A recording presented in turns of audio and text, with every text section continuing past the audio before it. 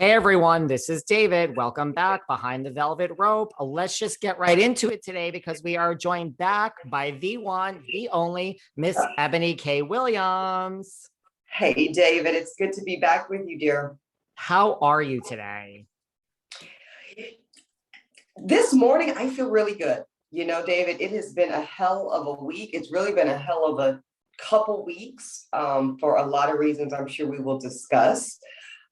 But this morning, I'm feeling good. I'm feeling very motivated and optimistic. And I'm a fall baby. You know, I just celebrated my 38th birthday. So this time of year, you know, I'm a really nerdy, geeky person, as I think we all know now. So this time of year is like back to school vibes, you know, and so the little crispness in the morning air, I just feel very excited. I am such the same way. I'm okay with never having a summer again. And I think like Me too. September through like December 31st are the best times of, right? You just feel it. Totally. Yep. Well, when we first sat down, it was the beginning of the RHONY season. And, you know, I didn't want you to give away any spoilers because I didn't want you to lose your job, Eboni. And you said, you're not going to give away any spoilers, but you said, just, you know, buckle up, David. It's going to be one hell of a season. And it was. And here we are. So now that it's aired and it's come and gone and you reflect back, like, how do you feel? How are you? How do you feel? How do you feel this season has gone for you? Oh, wow. Big questions, David. Listen, I personally feel it was an incredible season for me, in the sense that I went in with some level of intention as to a couple of things I was really insistent upon. And we talked about some of them, right? But I had to do this in my complete authenticity. I had to do, and by do this, I mean show up every day filming as a housewife. I had to do so with my complete and utter authenticity. I had to bring my full self to every moment.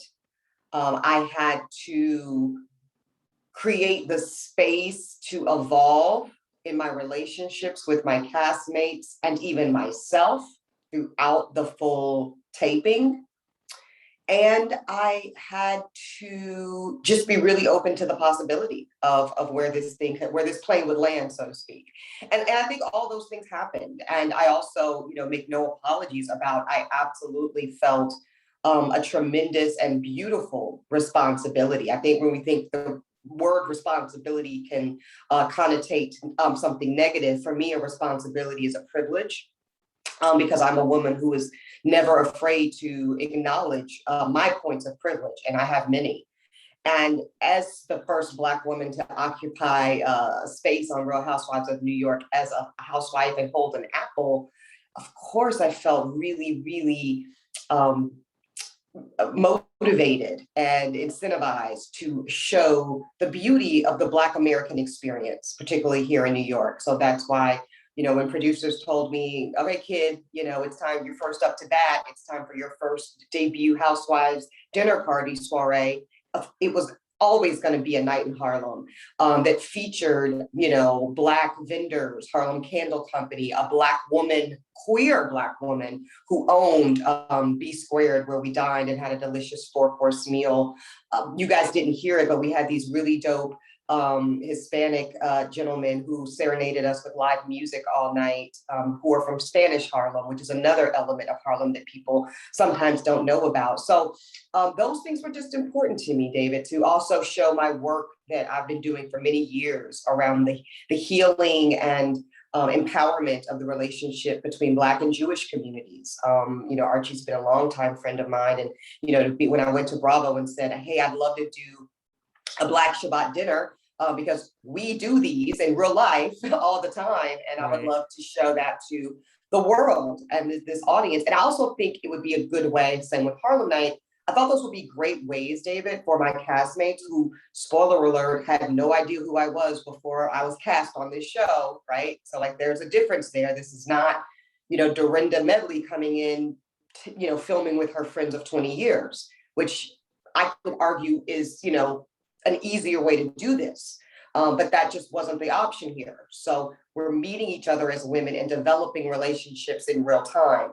And what better way for these women to get to know me and what I enjoy and what I find fun and stimulating than participate in the events that I do in my real life with my everyday friends. That makes a lot of sense. Do you have any highs and lows, like overall for the season?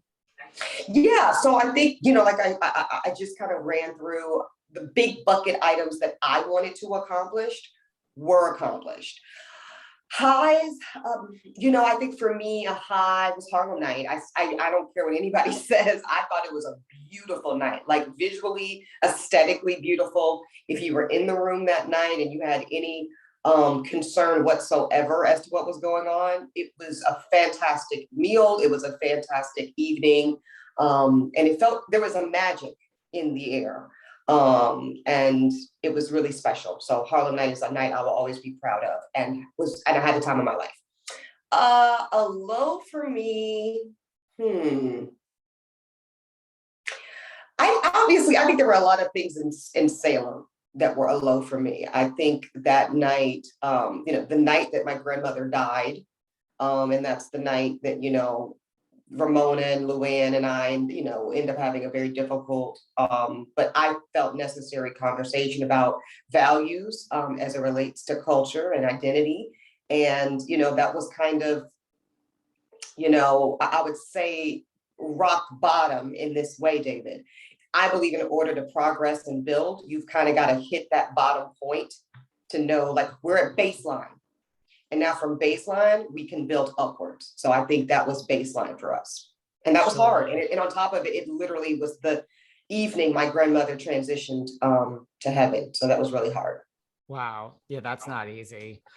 Will you talk about all the things that, the big overarching things you came in to accomplish, which like I think you accomplished? What about like the online chatter and people's reactions, like when you hear things, like, we want our housewives light and fluffy, and we want to talk about martinis and cosmos and drinks. And, we don't want politics and race and all these serious issues.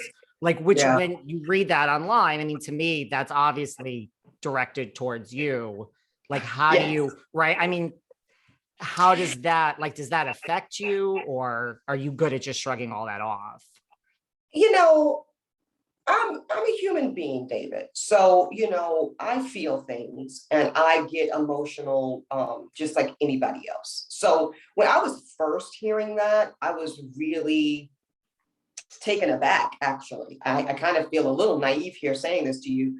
I don't think I quite anticipated how much vitriol there would be around the audacity of me to bring these full aspects of myself and my identity to the show. Now, a couple of things on this, right? So my background in television is in news, right? So obviously it's the opposite dynamic where in news, it is celebrated and applauded to have my skill set. And my skill set, and I actually think it's my gift, is to be able to facilitate civil discourse where people aren't screaming or yelling or calling each other names, really civil discourse about these, difficult, challenging, sometimes divisive, certainly polarizing topics, like race in particular. I can also do it around a litany of other things that we talk about in news that I agree have no place on a housewife show, for instance. And I also just want to talk about the conflation, David, of politics and race, because they're actually not even at all related. The reality is, now I was coming on the show and I was like, good evening, ladies. So nice for you to join me for my dinner party. Now let's talk about your positions on the Iran deal. I agree, out of order. That is the nature of politics and it has no place on this show. But when we're talking about feelings, understanding, of an aspect, a big aspect of my identity, which is my Blackness and my Black womanhood, which I am in such a love affair with, right? And you repudiate that as my castmate, and you stonewall me in even the mentioning of Blackness, whether it's in the context of Harlem Night or Black Shabbat. It's like Black, it's like, oh my God, it's really insane to me. And then in the same breath say you really want to get to know and connect with me. And I think a good example of what I'm talking about is what we just saw in this week's episode of Real Housewives of Beverly Hills, right? Where Garcelle, was really, in my opinion, pushed to the brink of emotional breakdown, right? Yeah. And only when she got to a place of emotional breakdown, shedding tears of pain and frustration, did you even see a little bit of an opening from some of her castmates to fully see her. And it read to me, David, like there was some sense of, like she almost had to be pushed, Garcelle had to be pushed into emotional submission. It was as if she had to be broken in emotionally around how otherized she has felt as a Black woman amongst this group. And I think that's a tragedy, right? I think it's a real sad commentary on how irresponsible most all of us are as American people in our ability to sit as adults and sit in full embrace of each other's identities and authenticity. And when Garcelle, I mean, it was very difficult for me to watch that scene because I know that feeling. I live it every day, just like Garcelle does too. And to see the reaction from some of her castmates and even Kyle, who I appreciate Kyle's point of view and her lived experience, because that's all we all have is our own lived experiences. And Kyle says, you know, I have noticed it, because Garcelle's like, have y'all not noticed how absolutely difficult this is for me and how hard I'm trying to, quote, fit in? And Kyle admits, which I appreciate, I've noticed it and I've chosen not to say anything. And you could see the instant of Garcelle's frustration, which is if you don't say anything, it doesn't count really. You know, Right. your silence is not helping. The silence, the looking away of the difficult thing only makes it worse. And I think that's important. And the last thing I'll say on this, because I woke up this morning excited that we were going to have this conversation, David, because I think it's really going to be informative to people of all races, including Black women and other women of color, to understand that this great experiment, right, that the network has undertaken, that I think is completely and totally necessary, to say in 2021, we're going to recognize that it's a bit irresponsible to have shows be as racially segregated and culturally segregated as they have been. And we're going to take women of color, and we're not going to just take any old women of color, right? Like, let's look at the slate here, starting with Garcelle Boudet, you know, then Dr. Tiffany Moon in Dallas, then you've got me in New York, and now you've got Crystal Kong Minkoff as well in Beverly Hills. And, you know, I know there's more shows to come that are going to start integrating their cast as well. You're taking high achieving, you're taking extremely well accomplished women of color who are coming into all white spaces. And there's not been a lot of infrastructure socially that has been done on the front end of our integration into these all white casts. And now I think it's important to acknowledge the thing that's like obvious, but no one's saying. Our society, David, consists of something called like a white normalcy. The default cultural mechanism in American society is whiteness. I think we have to acknowledge that. Just, you know what else it's like? The default normative status in America is heterosexuality. So when a homosexual person finds themselves in a space, there's generally an expectation that they adopt a heteronorm position. And it's fucked up. And it's just as fucked up when you take a Black woman in the case of me and Garcelle, you take Chinese women in the case of Tiffany and Crystal, and you say, now go play. Now go play, now go have fun, now go minimize aspects of your identity and life lens that you've had for 40 plus years for most of us, somewhere close. Divorce yourself from that and go fit into a white normative socially. See how that is really complicated, and it's been really clumsily handled by most parties involved. Yeah, that makes sense. I mean, as a gay man, that makes sense to me, you know, and Right? Like how annoying would it Respect. be if like you were, put on, it could be a show, it could also be a job, right? I'm sure you've had that experience as a professional man, as a lawyer, hey, this is your practice group, David. You're going to be with the real estate group at the firm. And it's a bunch of fucking, cigar smoking, bro-y assholes, right? And then they say, now go fit into the workplace culture. Good luck. And if you don't fit into it, David, by divorcing yourself from your identity and by minimizing things that come natural to you, whether it's your style of dress or your mannerisms or your tone of voice or your inflection, if you don't code switch and you don't assimilate to that bro-y heteronormative culture, it's your fault. And you've ruined the work toxic. You've become toxic in the workplace, and you've ruined their good time, and you've ruined the dynamic of the workplace.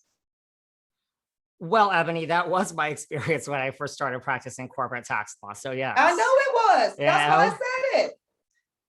They were not right? so right. It's true. And that's probably a huge reason you're not doing that anymore, because it wasn't worth it to you, David. And I applaud you, by the way, just, counselor to counselor here. I applaud you for saying it is not worth me sacrificing my authentic identity to be a part of this.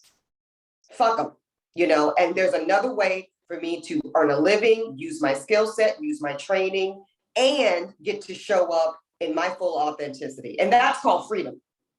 That's called freedom. Well, thank you, because I would agree with all of that. Well, you obviously have a lot to say.